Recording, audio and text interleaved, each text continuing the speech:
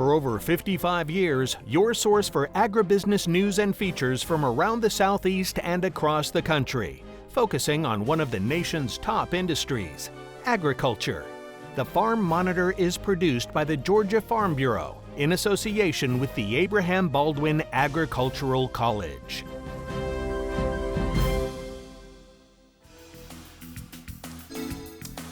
Well, hi there. So glad you could join us for a very special edition of the Farm Monitor. Honestly, maybe one of the most difficult and emotional episodes that Jennifer and I have been a part of. Yeah, the majority of this show deals with the aftermath of Hurricane Helene, and it goes without saying, some of the pictures you will see are just heart-wrenching. Straight ahead, fields destroyed, livelihoods shattered, and the emotional toll still rising. How farmers in southeast Georgia are coping with the devastation, both financially and emotionally. Row crop farmers in South Georgia were already struggling, but Helene made things even worse. How one farmer is fighting to save what little he has left. And then later, we hope to answer one of the bigger questions in all of this. Why are hurricanes targeting Georgia more often? Hear what's fueling this trend and what it could mean for the future. These stories and so much more right now on the Farm Monitor.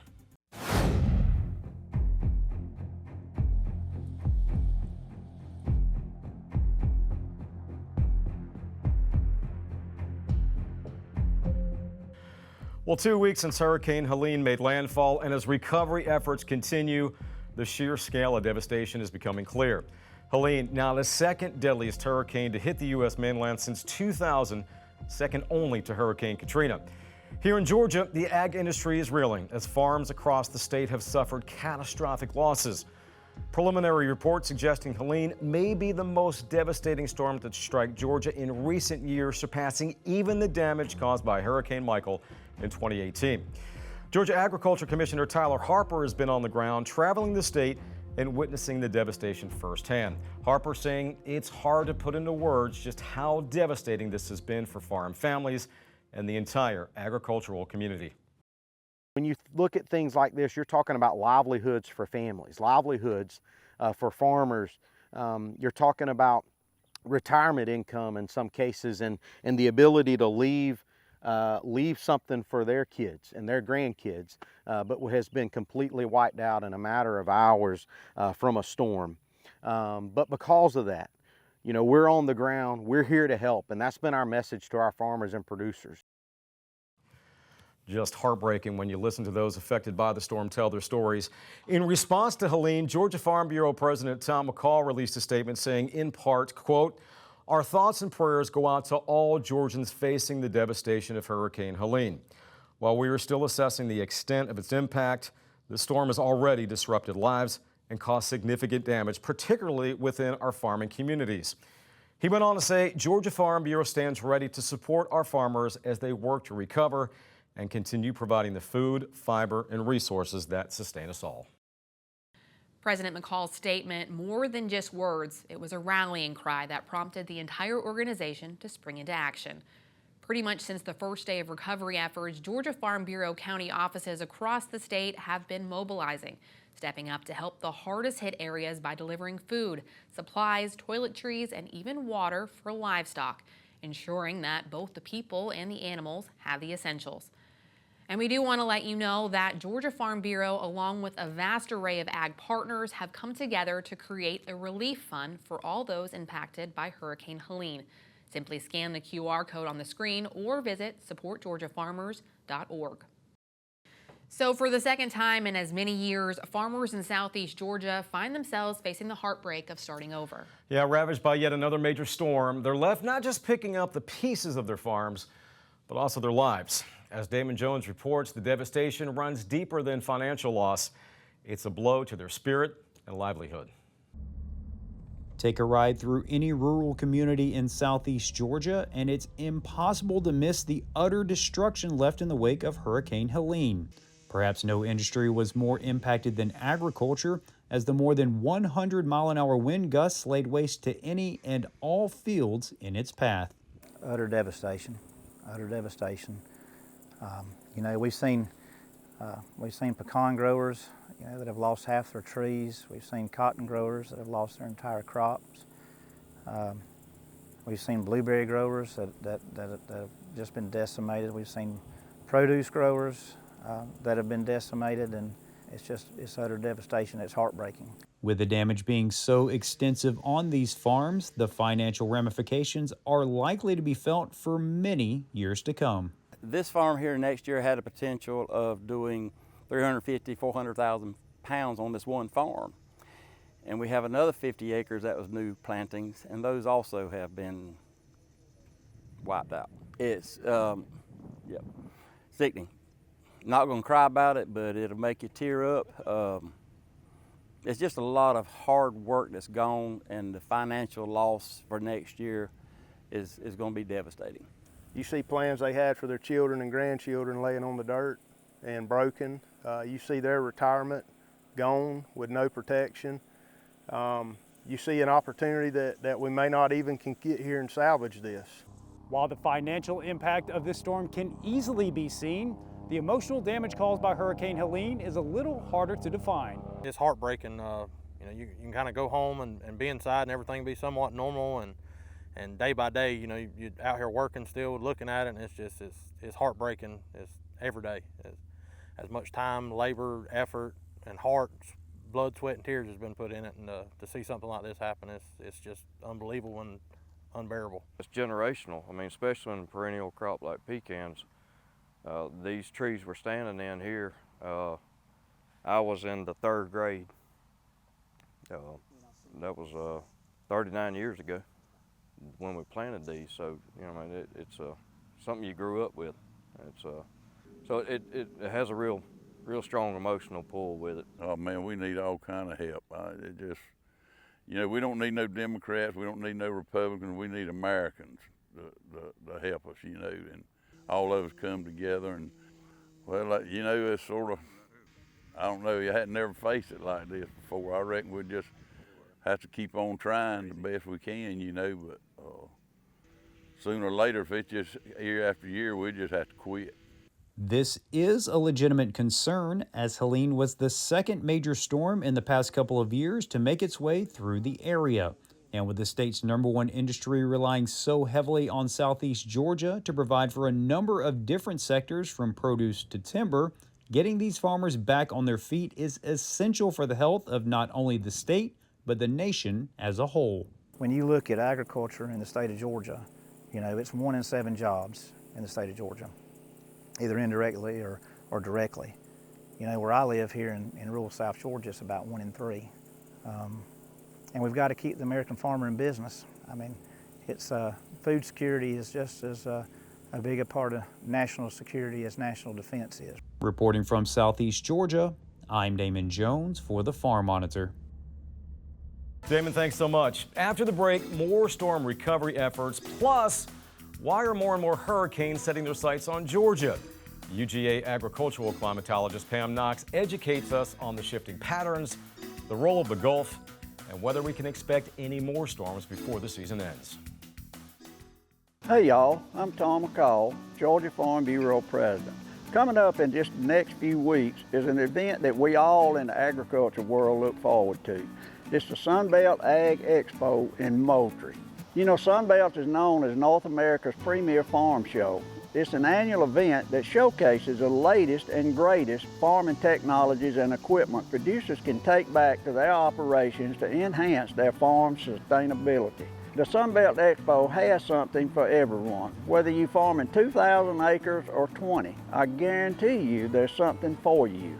I sincerely hope that you will consider visiting the Expo this year. And while you're there, stop by the Georgia Farm Bureau Georgia Agriculture Building next to the water tower.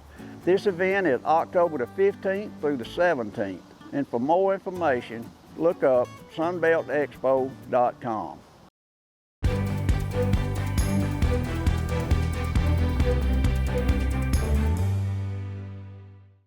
Hello, my name is Jared. I'm a part of the storm restoration team here at Georgia Power that's responding after Hurricane Helene.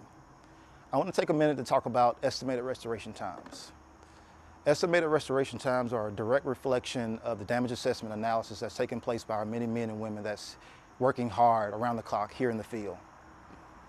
Estimated restoration times are not a guess. It's a very thorough process that we take to restore power to all of Georgians. We not only hope to meet that restoration time, but we hope to beat it. If you want to learn more about the estimated restoration time in your area, please visit georgiapower.com and stay safe. Hurricane Helene ravaged southeast Georgia, leaving behind destruction that will impact farmers for years to come. Our John Holcomb traveled to Pierce County, where one grower shares the heartbreaking toll the storm took on what was already a challenging year for row crop producers. Imagine working your entire life for something and then, in what feels like an instant, it gets destroyed by a hurricane. For some, that's hard to imagine. However, for many across southeast Georgia, like Daniel Johnson, a row crop farmer in Pierce County, it very much is a reality. We've got damage. We've got some home damage. We've got shelter damage, tobacco barn damage. The good thing is my family's safe. That's what it's all about. We can replace material things, but the family's safe. And but we pray for everybody's safety, and maybe everything can get back to normal. You know, I don't know what normal is no more, but agriculture is hurting. The community's hurting as a whole. Agriculture was already hurting because of crop prices and input costs, but now we've took a double hit. And Tropical Storm Debbie was pretty devastating to us for our crops, and never dreamed it'd all come at one time. You know, with 30 days apart, you might as well say. According to Johnson, what makes this storm so devastating is how it basically kicked farmers when they were already down. As he says, the year as a whole has been horrific. And now, as you can see, what crop they have been able to grow has now been blown away. Cotton was already at a point that it was unprofitable. So, you know, every bowl we could pick to save was going to be a plus for us. And now we don't have that. You know, I think we'll still be able to pick some cotton. Some is probably not going to be harvestable, some is early stuff, but it's already been through drowning, droughts, and tropical storms. So we're beat from the get-go. What people don't understand is 20 years ago, commodity prices were the same as they are today, if not better. For now, Johnson says he has no choice but to continue on, as this year's peanuts are just days away from being ready to harvest. But for cotton, he says it's too early to tell if he'll be able to, or if it's even worth harvesting. It's going to be a wait and see. Yeah, if we had an average crop, we're 40–50% less than what we had.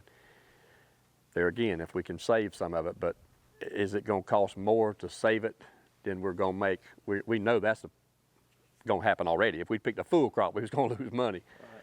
But hey, we planted it, we got it. We got to make the best of it, and just hope the economy turns, things change.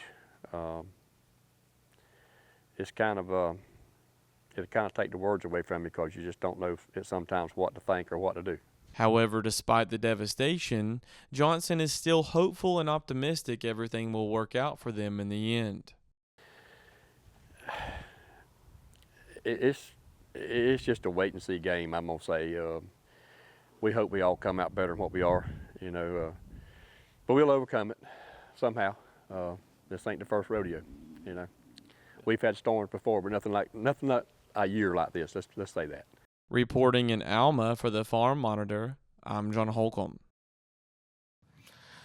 As we all know, weather can be unpredictable, and in recent years, Georgia has seen its fair share of severe storms.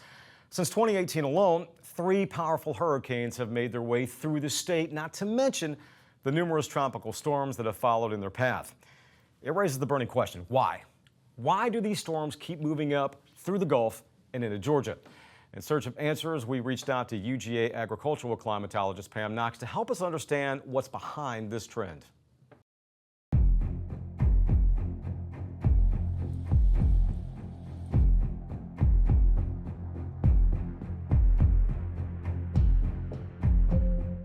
Florida used to be in the crosshairs all the time. Now it seems like they're bypassing Florida. Do we know why this keeps happening?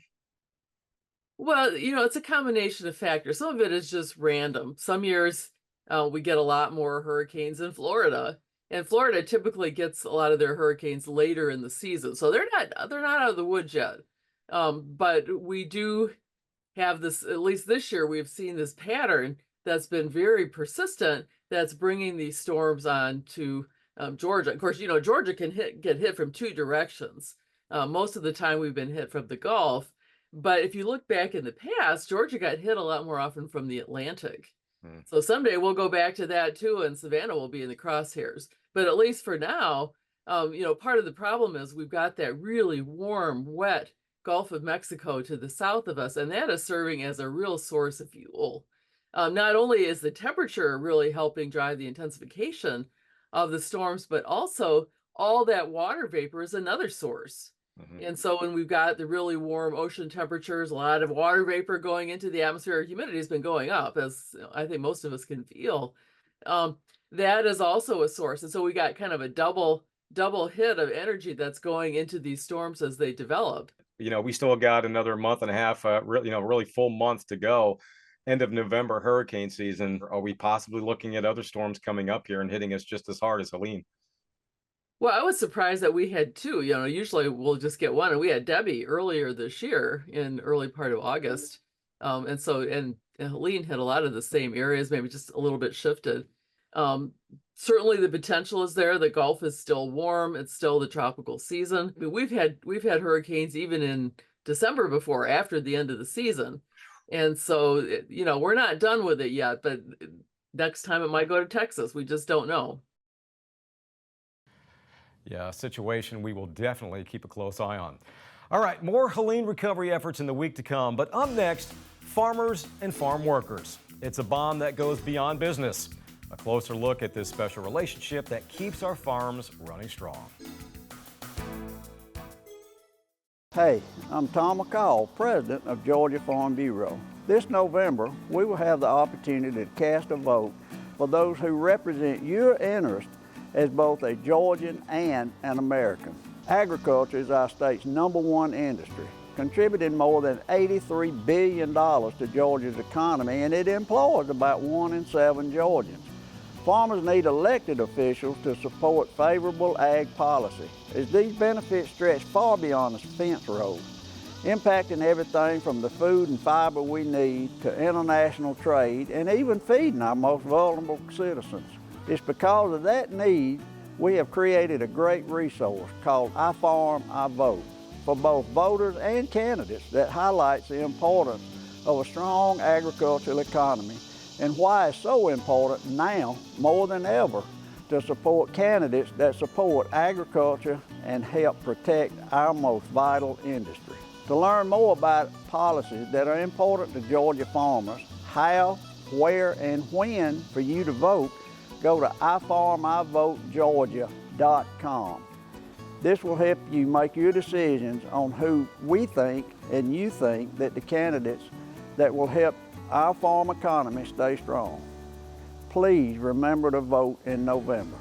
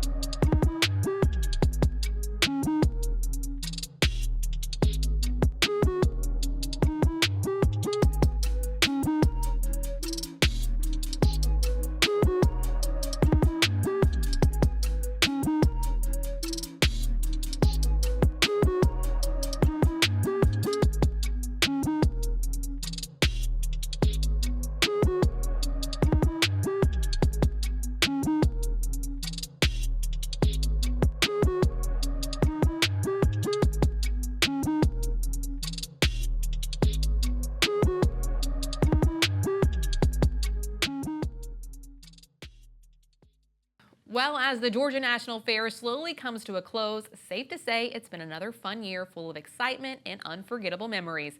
especially for Georgia Farm Bureau. Not only was President Tom McCall a guest speaker on opening day, but the organization as a whole hosted the very first Georgia Farm Bureau Day at the Georgia National Fair. Employees and their families, including Ray and myself, gathered to celebrate this special occasion, marking a new chapter in GFB history and creating lasting memories for everyone involved. It was a great partnership, one that we've always been excited to have with the fairgrounds, and now we've also kind of got that correlated back to us. So it's a partnership, two-way street, one that we're very proud of, and we're excited to have this hopefully for years to come. It was great to see a tent full of our people being the ones that kick it off, and we hope members from all over the state will come. We do know about the problems in southeast Georgia with the hurricane, and we feel for those folks. But if some of them were able to get here, maybe it's kind of a lighthearted moment that they can put some of the problems in the back of their mind for a day anyway. I enjoyed it, a lot of fun. Finally this week, labor shortages are impacting nearly every industry across the U.S., but perhaps none more than agriculture, where farms rely heavily on seasonal workers to keep operations running smoothly. That's right, and as the backbone of our food system, these workers are essential, not only to the success of individual farms, but also to the stability of the entire agriculture industry. The American Farm Bureau recently produced a story highlighting the unique relationship between farmers and their workers, and the critical challenges both are now facing. The relationship between a farm worker and a farmer is a very unique relationship. On a farm, you're close together. A lot of times in the middle of the night, early in the morning, good and bad weather, and it's almost like you become best friends. We think of each other as family.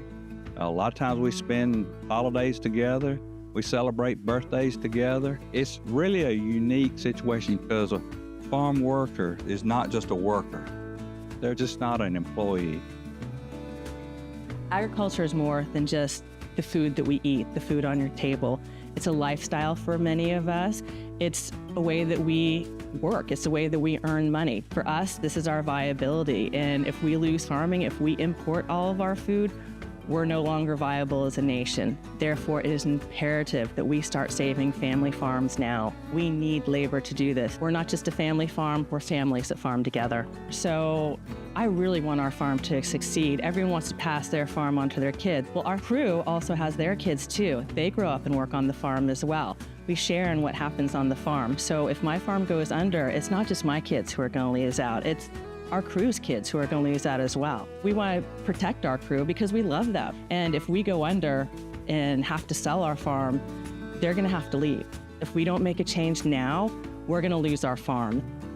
I've been in production agriculture and farming for close to 30 years now. Grew up around it with my dad and grandfather when I was a little kid. Some of the very first people I got to know in agriculture, working and farming, were my colleagues. Started working with them as I've branched out and started my own farm. Those folks have come and worked with me there, so these are folks that I've been working with for over 30 years, and a couple of them, their sons and children, have come to work for our farm. It's kind of a family affair. Everybody takes a lot of pride in what we do. We wouldn't be successful without every person on our farm taking it as a high level of personal importance, that we're working hard every day to be successful. All of those high-value crops like lettuce, broccoli, cauliflower, melons, they're all hand harvested in the field. It's really the harvest time that's super labor intensive. We don't have the people to harvest the crops. We're just simply not going to plant the crops. Most of the vegetables we're growing are hand harvested, and so we need that labor source to be successful and to get our crop to the consumer. The H2A program has been around for a long time. We started using it back in like 2013. Most of the people that are coming to harvest are people that have been coming for 4 to 5 years, probably at a minimum. They come on a legal work visa for up to 10 months. They're on our farm sometimes from like May to November, and so after that they'd go back to Mexico or Guatemala. They're coming here to look for a better life, for a better opportunity to economically benefit their family. So a lot of them come up and they'll come back year after year, and they'll do that for X amount of years until they've started a life down there. A lot of them are building houses and buying farms and starting their lives down in Mexico or Guatemala, just looking for a better opportunity for them and their family. The impact on farmers from the labor shortage really comes down to the future. Who's going to be farming our farmland, and who's going to be taking care of those crops and harvesting them. And we need to find a way to make sure that farmers can sustain themselves and continue to do what's right for the farm, but also do what's right for the people that's coming and working so hard for us. Great job by our friends at American Farm Bureau. Thanks so much for that, but more importantly, thank you for making the show possible. Take care, everybody. We'll see you next time right here on the Farm Monitor. Stay safe and have a great week.